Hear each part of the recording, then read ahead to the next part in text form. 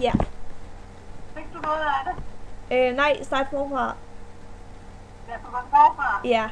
Jeg havde en god og kærlig opvækst, men hvor pengene de var små. Vi havde ikke noget fjernsyn, og vi havde ikke nogen telefon.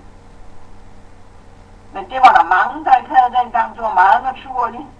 Det længste, jeg var ude at rejse som barn, det var til Sverige. Længere kom jeg ikke. Jeg var nummer 20 år, før jeg var på min første udlandsrejse. Og det var til Mallorca.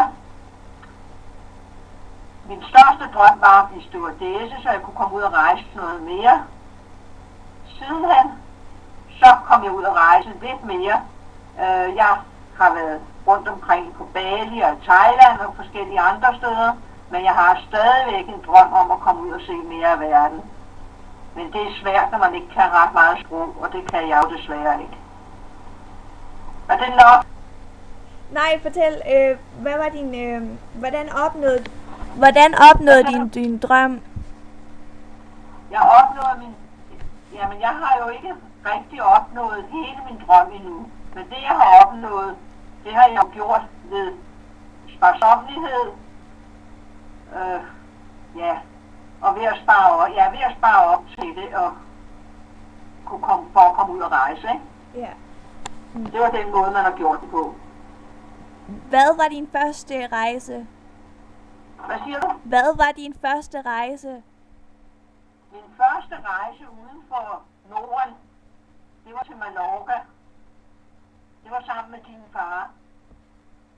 Og det var en stor oplevelse, for han havde jo været ude at rejse meget. Han havde jo været soldat på Cypern og været andre steder.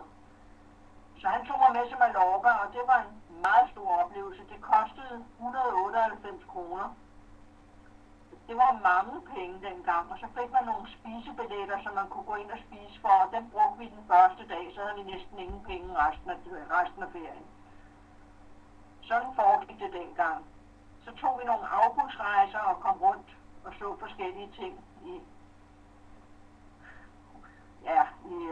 Europa, ikke? Og så kørte vi selv på ferie mange steder, hvor vi havde jer med også, ikke? Frankrig og Spanien og Italien og forskellige steder i Europa.